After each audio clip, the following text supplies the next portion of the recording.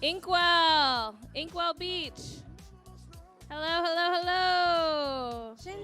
We are super excited about our sponsor, BECA, who sponsored the luncheon. So thank you, BECA, for all that you have done, the nourishment that you provided for us. And now you're going to be nourished differently with some thought leaders from the BECA organization, the BECA Futures. So I'm going to bring up everybody, specifically Najo, who's going to come up, Najo Tita Reed, and she's going to introduce the panel. But this is a very shallow moment for Najo and I.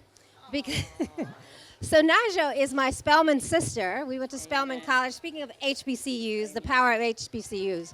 But it even gets a little more shallower because we both were Miss Maroon and White. That's the homecoming queen of like. So we like to say how girls run the world. Spelman College runs the world. And we are here. And Jerry DeVard, who's also the founder of BECA.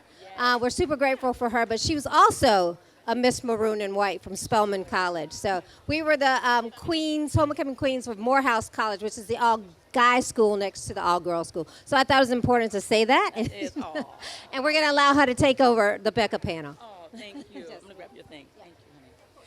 Give it up for Adrienne. Exactly. Adrienne had this vision, and we wouldn't be here without her making sure that we had a space and a seat at the table at Cannes. And so I really want to give an extra thank you to Adrienne. So Adrienne, thank you. My name is Najo Tita Reed, and I'm the Global Chief Marketing Officer at Logitech. Logitech is a company that has mice and keyboards and webcams, and we work in the space between gaming and creators, the space between hybrid working, and video everywhere. And so it's a pleasure to represent BECA today.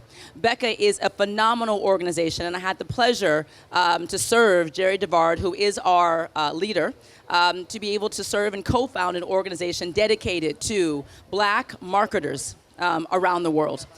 It is a phenomenal organization, and I really encourage all of you in whatever sector you are in this industry, if you don't see it, start it. And if you don't speak it, it won't happen. And so we all realized that there were so few of us, black marketers around the world, that we wanted to start an association to make sure that we supported each other, and most importantly, that we were not the last ones in our seat. And so there are 26 founding members for BECA. Today there are 33 members, and they're global chief marketing officers all over the world, specifically in Europe and the US. Many of them are in the audience, are here today, so please take a moment to meet them. Stand up, BECA members. Can you stand up, BECA members? Can you stand up, please, BECA members? Okay. So these are chief marketing officers, and it's such a few of us in the world that it's important that you know us, and if you have a question or support, we are real talk, straight no chaser, and we make sure that you learn from the mistakes that we might have had in the past and that we pave a way. The second most important part of BECA, outside of its founders, is a Future Leaders program. Future Leaders program is to make sure that we have a pipeline of talent to be the future CMOs. There are 50 actually talented future leaders in BECA. We are accepting registration right now if you'd like to be a future leader. And all of the BECA members personally themselves do the training with our partner Deloitte to make sure that they are specifically trained so that they can be our pipeline in the future. So any future leaders, please stand up from BECA. All right. So if you want to learn about registering for this program and the qualifications, they'll be happy to share that with you. But today I have the honor of representing and announcing 3 amazing future leaders who are going to present to you for about 20 minutes, so it's very manageable. And they're going to talk about the intersectionality between AI and black marketing. We are really honored. I know someone in the audience is one of the very few black female leaders in tech and also is an expert in AI. Rakia Finley, are you here? Can you stand up, please? And so, yes, she represents black women tech in this world, and I think it's important that you know that we are in all industries, and she's leading the way. So with that, I'm going to introduce, please, if you could come out by name, Tiffany Daniel. Tiffany has been with Unilever for about 13 years. She leads marketing, and she is here representing the U.S. Exactly. You've got Amanda Mitchell. Amanda represents AT&T, and she can come out, please. Exactly. Thank you very much. And we've got Jay. Jay represents General Motors. All amazing companies. Thank you, thank you, thank you. With huge marketing budgets, who are working to change the world. And they've all been working in this industry, and they are working to make a difference. And so I look forward to hearing from them, and I'll handle Q&A after. So with that, I hand it to you.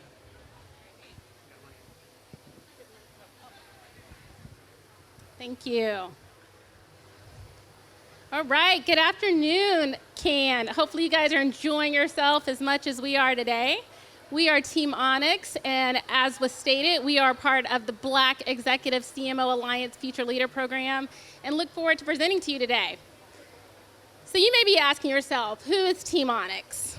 Well, we are rare black gems, unique in our own way, shining bright across 3 Fortune 500 companies, and according to the latest ANA report, we are part of the 6% of black marketers in the industry today. I am Tiffany Daniel. I'm Amanda Mitchell. I'm Jay Johnson, and our honorary member there, B. Manuela, who unfortunately wasn't able to make it here today, but she's here with us in spirit. Let's get started. All right. So first, I'm going to take you back, and I'm going to have you take a look at a couple of ads that you guys may have seen across over the years. This first one is from H&M. How many of you can recall the H&M ad with the young black boy with the sweatshirt with the phrase, "Coolest monkey in the jungle"? Or how about this one, the Gucci ad? The Gucci ad, that was part of 2018-19 fall collection. This ad featured a black sweater, but it resembled blackface imagery.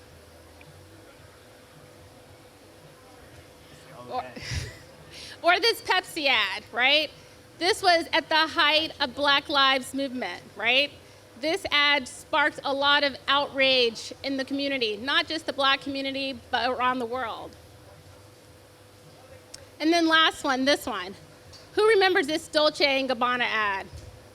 No one? Yeah, I see a lot of people who continue to raise their hand. This Dolce & Gabbana ad, this was also from like 2016-17. This was the slave sandal, you guys. That was the name of this particular sandal that was featured, caused outrage across the world, and then it was later removed. So all 4 of these ads share a common element, and that's that they caused controversy and backlash across the world, right? They caused backlash because of the perceived insensitivity around that. The one thing, yes, these impacted the black community, but the one thing that we need to know is that it not only impacted the black community, it caused outrage across many other marginalized groups who have ads that have also impacted them. The one question I have, were black marketers in the room when these ads were being developed? Were black creators? Did they have a perspective in the development of these campaigns? I highly doubt it. And that's the problem with the unconscious bias in advertising today.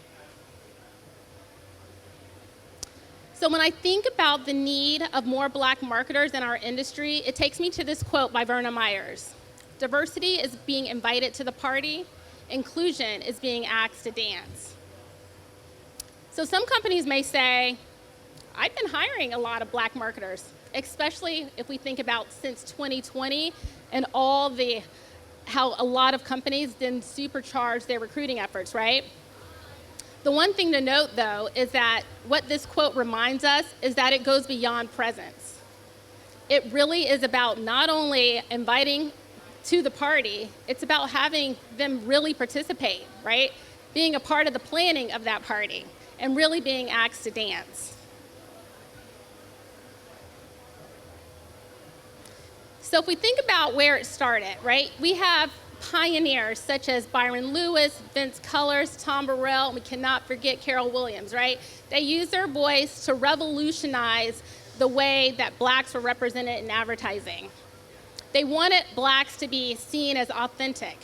And even 60 and 70 years ago, they even knew the importance of inclusivity in advertising because they knew even then that it affected and impacted the top and the bottom line. So how are we doing today? As I mentioned earlier in the presentation, only 6% of black marketers in the US, only 6% of black marketers are in the US today. That number is slightly increasing. However, the biggest problem is that our voices aren't amplified. We aren't getting a seat at the table and being able to really share our voice. So, number one, The problem is there's still a lack of black representation in higher level marketing roles. That same A&I study also said that only 3% of CMOs are African American. Inclusion is a necessary step. It brings out creativity, it addresses racial equity, and it really overall helps to develop authentic campaigns. So some might be asking, why does it matter? It matters because the most inclusive companies outperform their less inclusive peers by 36% in profitability. Cultural relevant campaigns can lift brand growth by up to 185%. And the last one is the more consumers perceive DE&I in their ads, the higher the brand trust. So my question is, what are companies doing right now to assess where they are? Are they even hitting the mark? How do they know, and how are they assessing if their campaigns are authentic and not alienating particular groups? We talked about how many groups have been marginalized, right? How about if there was a tool that was developed that could really help assess profitability as it relates to cultural relevancy? Well, today, this group is going to show you how we can. Hey, everyone. Companies understand that a cultural misstep can have serious consequences for their brand today, but they also want to connect with new and diverse groups. The difference between connecting authentically and accidentally offending can be a very fine line. So what is the answer? We say that it's diverse teams. Diverse teams are more creative, they make better decisions, and drive higher revenue for their companies. So how do we get more black marketers into the decision-making rooms to improve the creative? And what do we mean when we say creative? Creativity to us means more than one great idea. It means thousands of critical decisions across time and space to bring something to market. When it's working well, it's difficult to quantify, but when it's working well, it looks like speed to market with services and products that resonate with customers. So how do we get black marketers in the seats, at speed, at scale? We propose a platform called Onyx AI. Onyx AI would amplify and quantify black voices through AI moderation. Focus groups that previously took months to put together or weeks and weeks to analyze could be done in a single day. So how does it work? The people that we would hire to be in the focus groups would be called our GEMs. These GEMs would provide feedback on campaigns from everything from the music, the clothes, the dialogue, the copywriting, and would be able to do it at scale in real time. A lot of people are nervous about how AI might replace black marketers or other marginalized groups by just mimicking them. But we think that this would amplify the voices rather than replace. So here's how a client would come into our system. First, they would input their campaign concept. That would launch a focus group with the GEMs. Then they would have an AI-moderated focus group where they would provide all of their feedback. And all of that feedback could be synthesized by AI in real time and give actionable feedback right to the client in the same day. After the campaign goes live, we would submit an Onyx score, and we'd be able to calculate the return on ad spend, and specifically adding black marketers into the marketing process. In phase 2, we would lean further into the AI. We would train the AI with the data from phase 1 so that the AI could perform some of these concepts on their own, a score, some initial feedback. This would allow us to scale to other marginalized groups, have more clients, and go into other countries. This helps partner what humans do well, things like creativity and intuition, with what computers do well, processing huge data sets, finding anomalies, and doing probabilities. We would also publish a black paper that would provide analysis of all of our campaigns and how they contribute to the creative process. Yep, that's what I thought was going to happen. Okay. So the cool part about Onyx AI is the fact that it's allowing black marketers the opportunity to really define what inclusive creativity means. But really, when we think about inclusivity, what's the definition? Merriam-Webster defines it as allowing and accommodating historically excluded people based on race, gender, sexuality, and ability, and actually leveraging them more. That's the crux of Onyx AI and how we hope to use our tool to better influence people.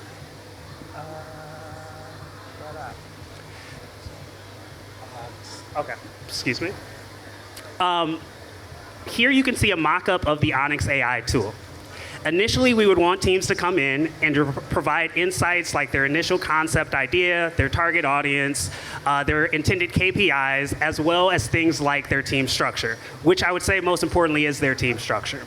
Once we have this information, we'll start to work not only to define a questionnaire for our focus group, but really start to pick the correct gems that would align with this group and make sure that they are representing the type of people that the company are trying to represent or go after. Then Onyx AI does its work. We have the Onyx AI moderated group come together and put together a nice package or a nice report for the team to leverage. On the left, you can see data based on historical insights that the team would be able to leverage. And our hope here is that as we train our tool, we'll be able to not only provide performance updates, but also consumer affinity insights to companies. Teams would receive this as well as their Onyx AI score, which is based off of 5 inputs: impact, relevance, excuse me, authenticity, sentiment, and then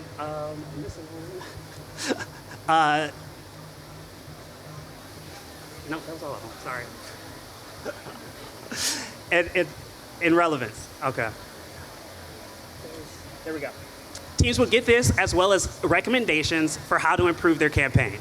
As you can see here, the team started with a 5, but after taking the recommendations from our Onyx AI tool, they jumped to an 8, which is great because we see anything above a 7 as passing and ready for market. With Onyx AI, we truly see ourselves creating a new standard. Hopefully, leveraging this tool will allow teams to have a new metric that they can leverage or that they can use to define what inclusive creativity is. Here you can see an example of what our black paper would look like.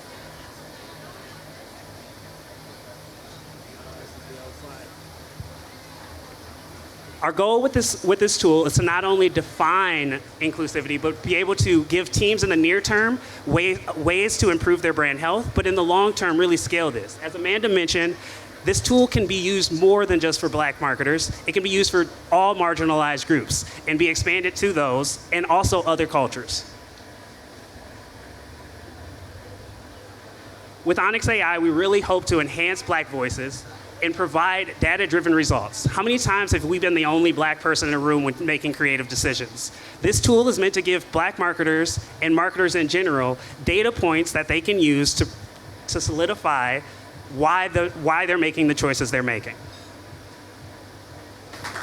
I really want to celebrate them because it takes a lot of courage. They all had a competition. They came up with that presentation, that pitch, and BECA supported them coming to Cannes to be able to share their ideas, right? And so congratulations for being selected to come to Cannes.